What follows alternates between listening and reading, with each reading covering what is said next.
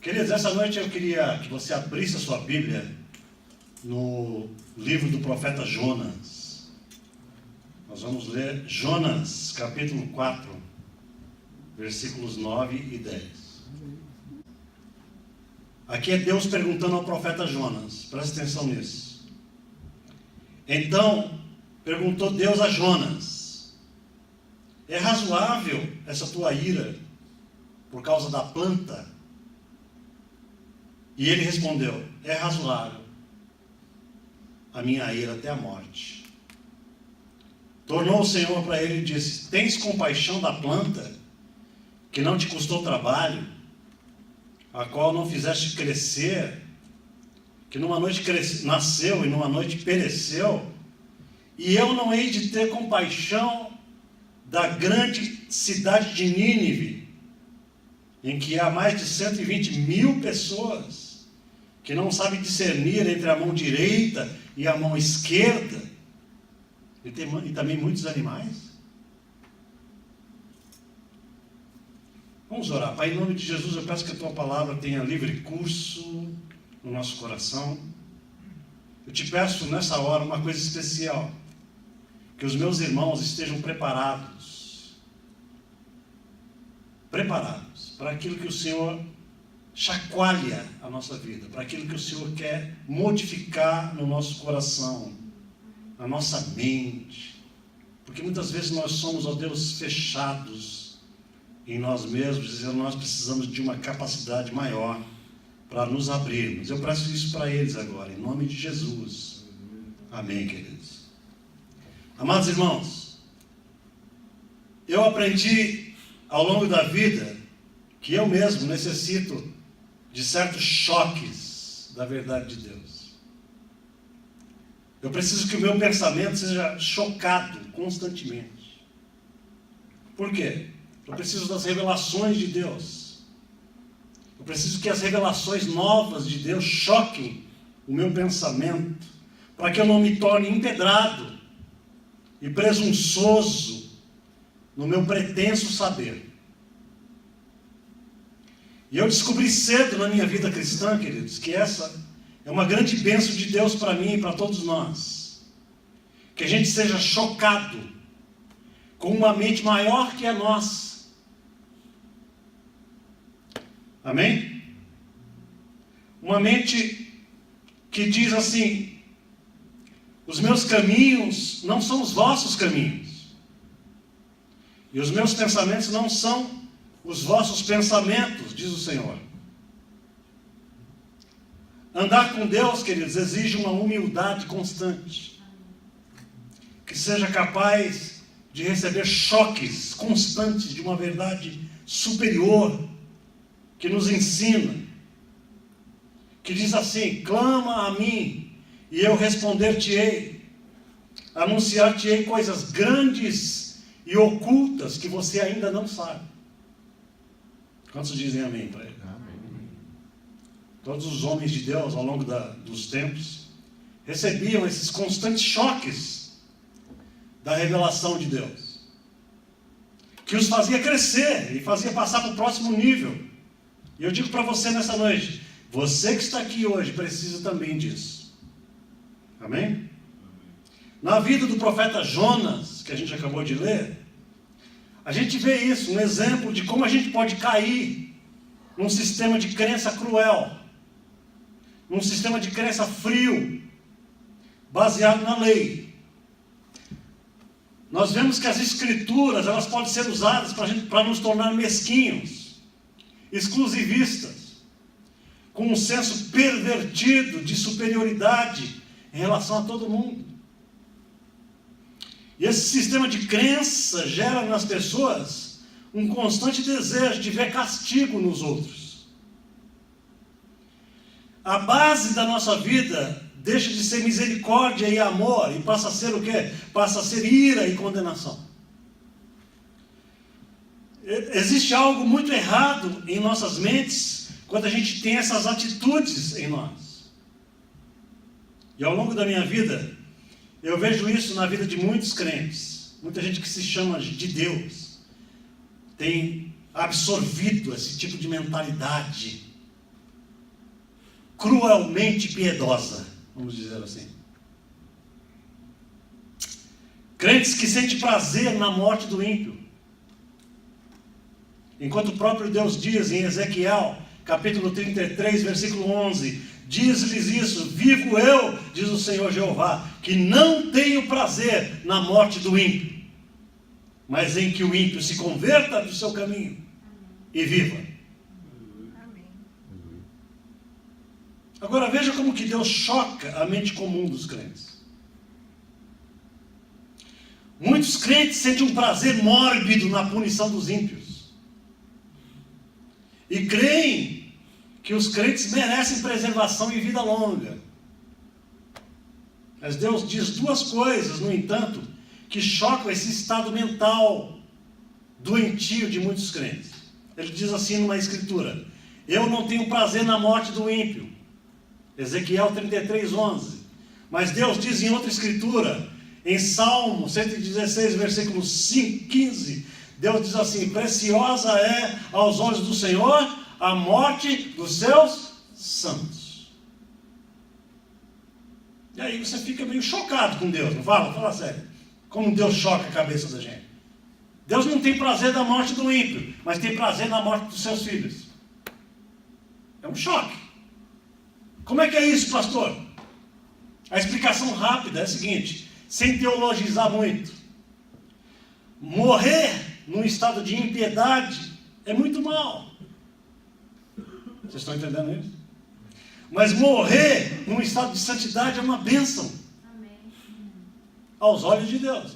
Deus não tem prazer que ninguém morra num estado de condenação. Deus tem prazer que a gente morra num estado de preparação para a vida eterna. Amém. E este profeta, Jonas, ele precisou ser chocado profundamente por Deus. E hoje em dia, sabia que existem milhares de Jonas no meio das igrejas? Ah, como tem profeta Jonas no meio da igreja cristã. E eles precisam realmente de um grande choque. Por quê? Porque quando a crença de um cristão se torna mais ou menos o seguinte: eu sou salvo, o resto que se exploda. Esse suposto crente está muito longe do caminho de Jesus Cristo. E eu quero trazer um certo choque agora para os irmãos. Prepare-se. Amém? Qual é o choque que eu digo aqui? O choque é o seguinte: a profecia de Deus, embora seja dada para ser cumprida, preste atenção nisso, no desejo de Deus, Ele gostaria que não fosse cumprida. Choquei vocês. Porque Deus gostaria que os homens contrariassem a sua profecia de calamidade. Sabia disso? O choque consiste no seguinte: profecia existe para ser contrariada. Deus gostaria muito de contrariar uma palavra de sentença dele. Essa é a verdade. Veja o exemplo do profeta Jonas. O que Deus fez com Jonas? Jonas, eu quero que você vá até a cidade de Nínive e pregue uma profecia contra a cidade de Nínive, que eu vou destruir Nínive. Deus falou. Diga para eles que eles precisam se arrepender e se voltarem para mim, porque senão eu vou destruir Nínive. E vocês sabem a história. O Jonas não queria entregar essa profecia para Nínive. Ele foge para um lado oposto. Ele vai para Tarsis, que é o caminho contrário a Nínive. Vocês sabem a história toda, que ele caiu num navio, que o navio começou a pegar uma tempestade horrorosa. Vocês sabem toda a história. E que depois o pessoal falou: tem gente aqui que está amaldiçoada. Lembra disso? E descobriram o Jonas. Onde estava o Jonas? No porão do navio, escondido. Estava longe do propósito de Deus. E a palavra de Deus diz que quando os marinheiros descobriram aquele profeta, ali eles jogaram o Jonas no mar. E diz a Bíblia que um grande peixe engoliu o profeta, e depois de todo esse transtorno, e depois de ser vomitado por um peixe na praia, finalmente ele fala assim: tá bom, eu vou entregar essa tal de profecia que o Senhor me mandou. Nossa Senhora, na boca do peixe. E eu pergunto para os irmãos, isso aqui é só uma abertura de parênteses? Será que a gente precisa cair na categoria Jonas para a gente fazer a vontade de Deus? Não é? Aí depois de toda essa novela na vida do Jonas, né? Depois disso, ele vai e entrega finalmente a profecia para o povo de Nínive. E a palavra de Deus diz que o povo se arrepende. E sabe o quê? E Deus, com grande prazer, deixa de cumprir a profecia. Não é legal? Deus deixou de cumprir a profecia. A profecia, ela foi dada com a intenção de que ela fosse contrariada. Os irmãos estão comigo? Contrariada como? Pelo arrependimento humano. O arrependimento do homem contraria a profecia da sentença e da calamidade divina. Mas ao mesmo tempo que Deus teve prazer em contrariar a sua própria profecia, a gente vê Jonas completamente arrasado. Arrasado por não ver a profecia se cumprir. Então aí que eu quero, o meu ponto para você nessa noite está exatamente aqui. Porque aqui está o espírito de muita gente que se diz crente. Deus quer fazer de tudo para nos libertar dos estados doentios da nossa crença. É difícil eu falar isso como pastor, amados. E eu só estou falando isso para a nossa pequena congregação, com o intuito de que ao longo dos meus ensinos, a gente aprenda que a vida com Deus, ela tem um teor de espiritualidade que a gente precisa aprender. Os irmãos estão comigo. A gente precisa aprender a ser crente do ponto de vista de Deus, não do ponto de vista da religiosidade, não do ponto de vista do legalismo, não do ponto de vista da legalidade da lei, mas do ponto de vista do coração amoroso de um Pai que ama a humanidade e mandou Jesus morrer por todos nós. Amém. E se a gente não entender isso, a gente não entendeu o Evangelho. Amém, queridos? Existem certas crenças que frequentemente colocam os crentes num estado doentio de mente. É uma crença doente. Eu conheço muita crença doente. Aquela crença dogmática, aquela crença sistemática, aquela crença que coloca o sujeito dentro de uma cadeia mental, que não consegue ver novos horizontes nunca, que fica preso dentro de uma caixinha teológica e que quer fazer com que todo o universo caiba dentro dessa caixinha minúscula, inclusive o próprio Deus. A gente quer trazer Deus para dentro das nossas caixinhas. A primeira crença que deixa a gente bem doente é essa crença na eleição e na predestinação, quando entendida de uma maneira torcida e de uma maneira errada. Amém, queridos? A Bíblia fala de termos como predestinação. A Bíblia fala de termos como eleição. Mas nunca fala isso para que você se sinta arrogante e presunçoso. Para que você se sinta o rei da cocada negra, do ponto de vista espiritual. Deus fala en passant sobre predestinação e sobre eleição, mas a gente não pode entrar numa categoria predestinista. A gente não pode entrar nessa categoria porque a gente vira um doente cristão. E isso é muito sério.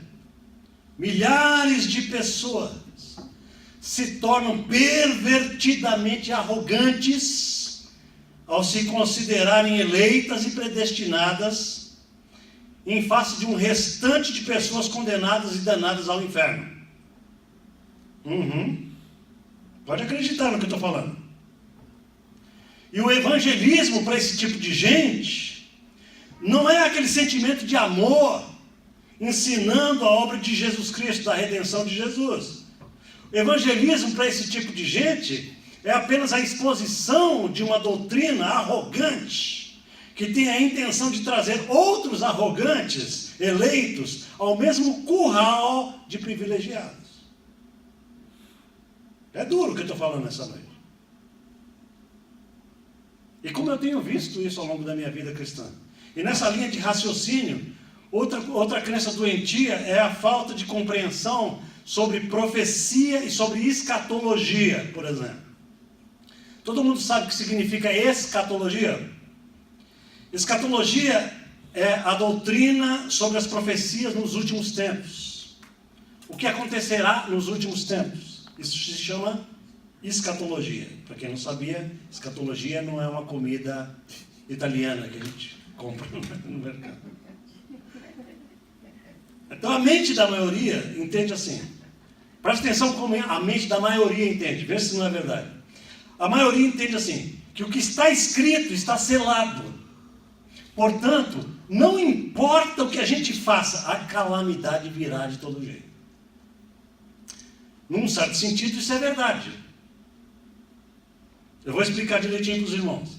Essa mentalidade torna a vida da gente cínica, irresponsável com o mundo ao redor. Nos torna apáticos em relação ao bem. Nos torna frágeis em relação à ajuda ao próximo, em relação a aliviar a dor da humanidade. Porque a gente pensa assim, o que será, será. Tudo está previsto, tudo está escrito. Sim, agora eu explico. Tudo está escrito, amados irmãos, por causa do próprio homem.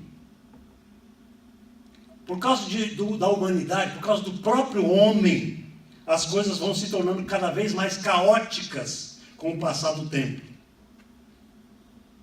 Mas nós, eu e você, nós somos vocacionados por Deus para andar sempre na direção contrária a tudo isso que já está estabelecido. Eu quero que os irmãos entendam pelo menos isso essa noite.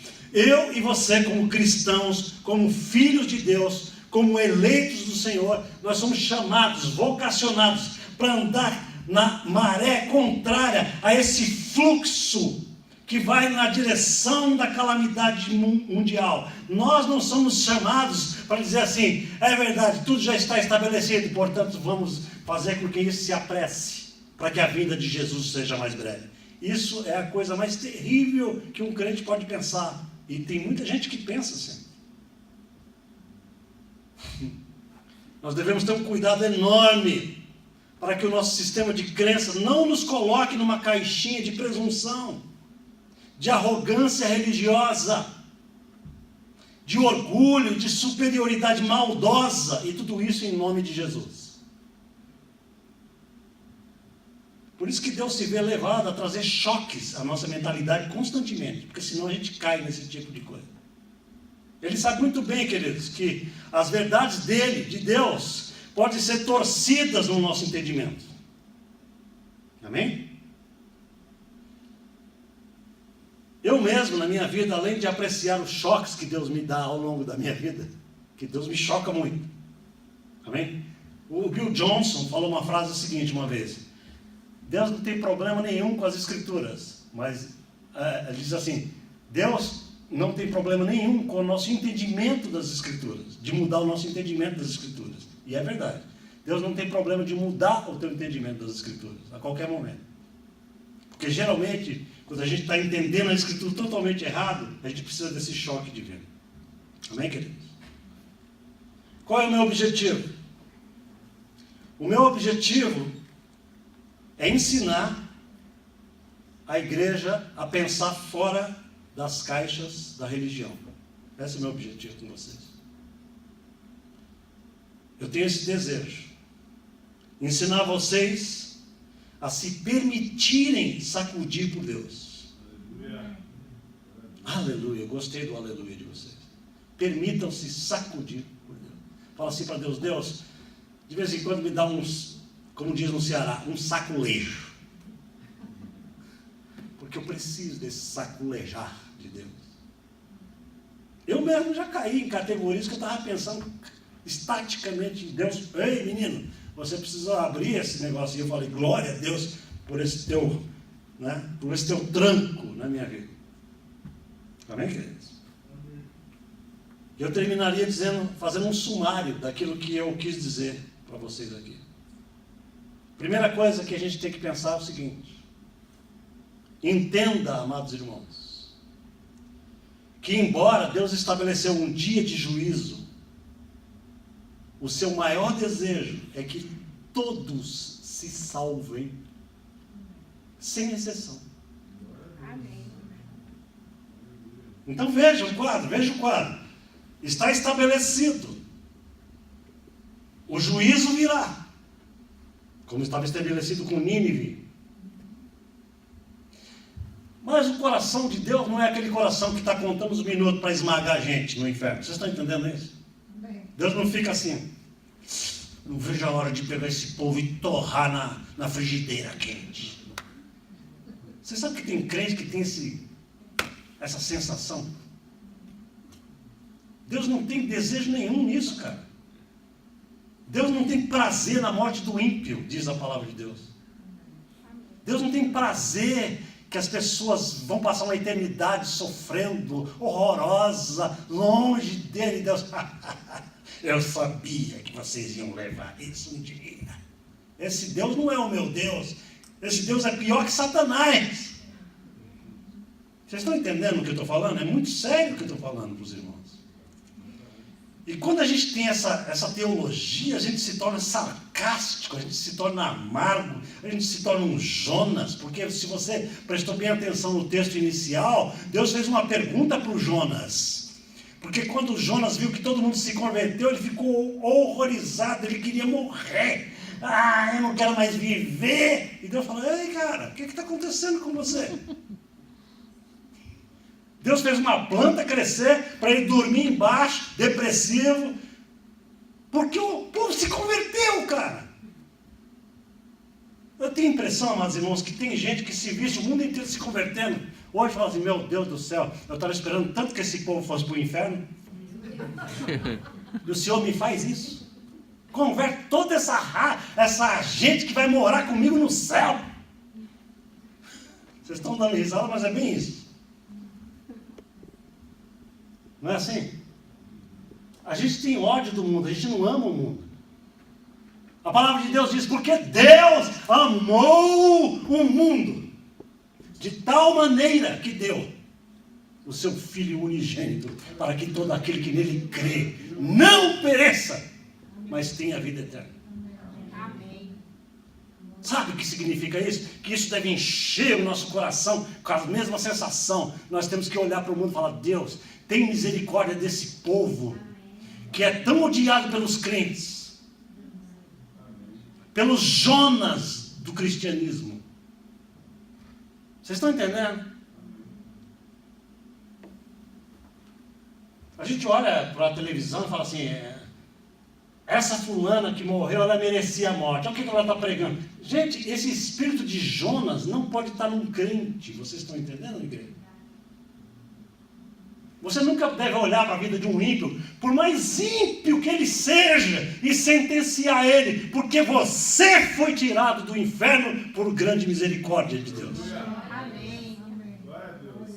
Você não tem direito de sentenciar o pior ímpio do universo, porque Deus te livrou, Ele mesmo te livrou dessa condenação, para que você possa amar o ímpio e trazê-lo ao arrependimento para a glória de Deus.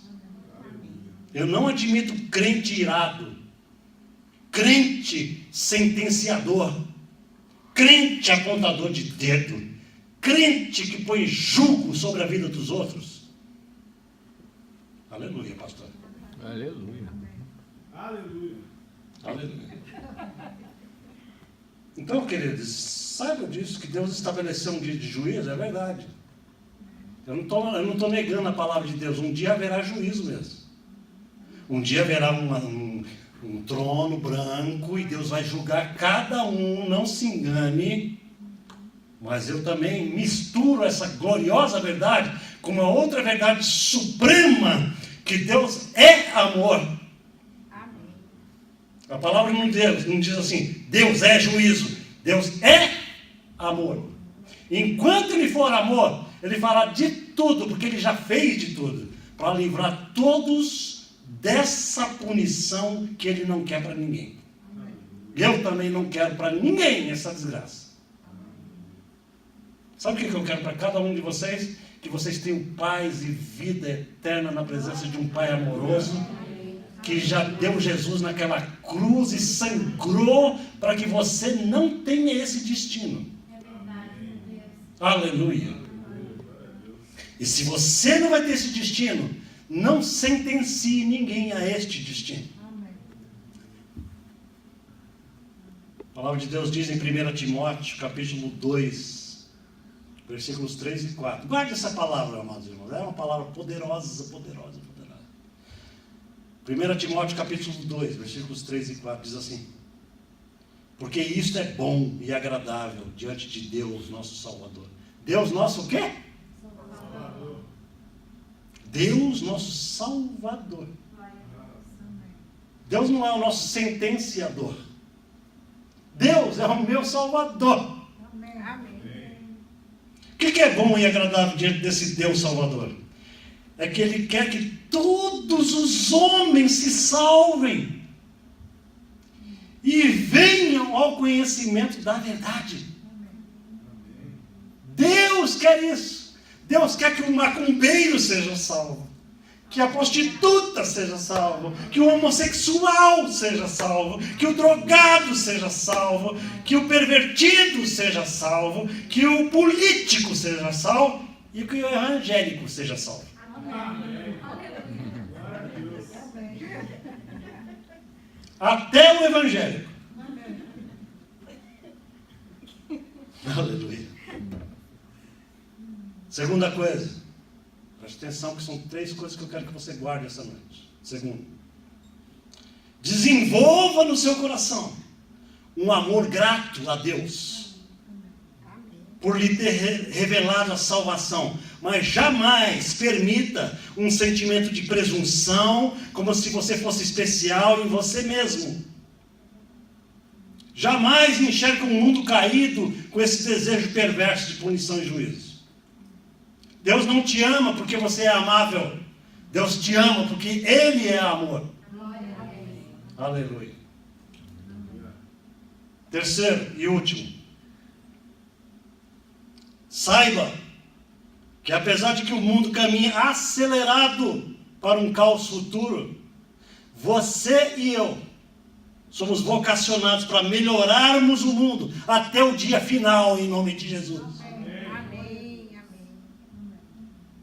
Amém? Amém.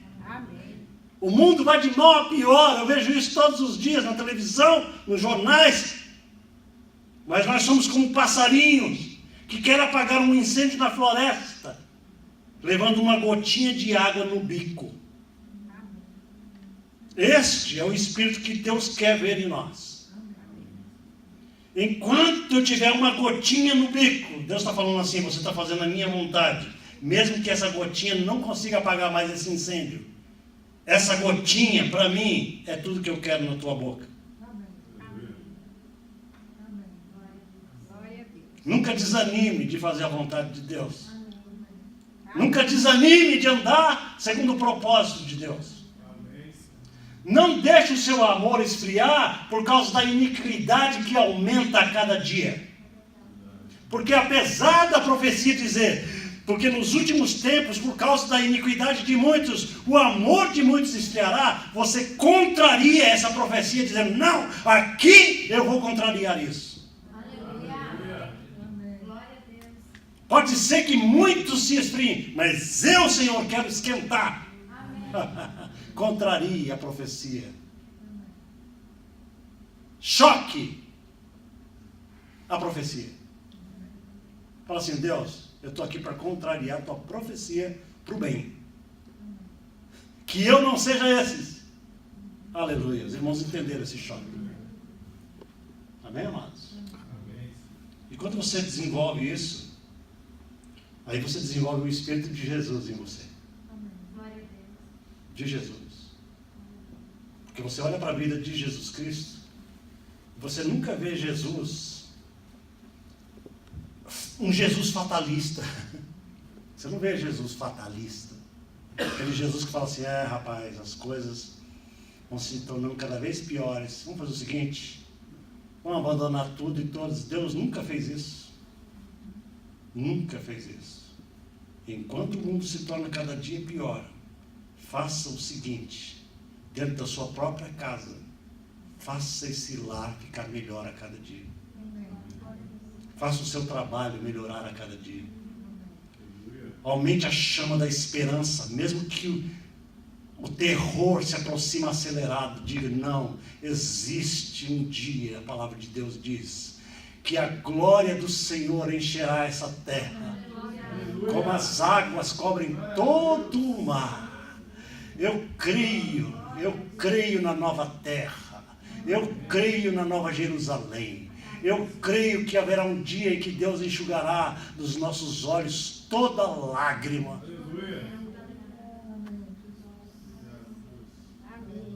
Eu creio, Deus. Eu creio que apesar de mim, Deus é Deus. Apesar de mim. Eu creio que apesar das minhas mancadas, apesar de tudo que eu já tenho feito na minha vida, Deus é tão bom. Ele é tão bom comigo, Ele é tão grande. Aleluia. Ó Senhor, meu Pai, eu te peço nessa noite que teu Espírito de glória traga para esse pequeno grupo uma sensação de que eles são teus. Vem aqui na frente orar comigo, sai do seu lugar. Vem cá, vem orar comigo aqui. Traz sobre cada um nessa noite, Pai. Traz para eles essa sensação de que eles são chamados para contrariar as sentenças da calamidade. Amém, Jesus. Que eles não devem se acostumar com o Apocalipse.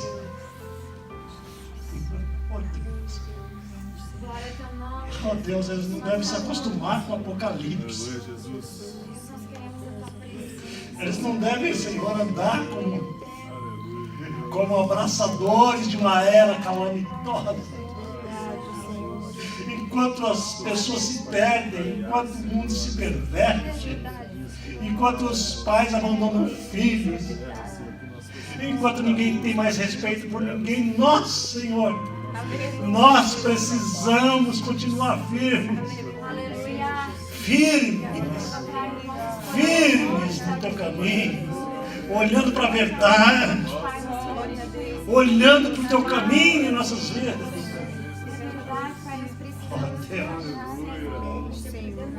eu te peço agora que a gente possa ter esse espírito de misericórdia em nós, Deus.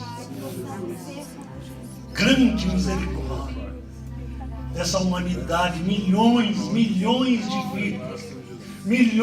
de vidas que estão indo para o inferno.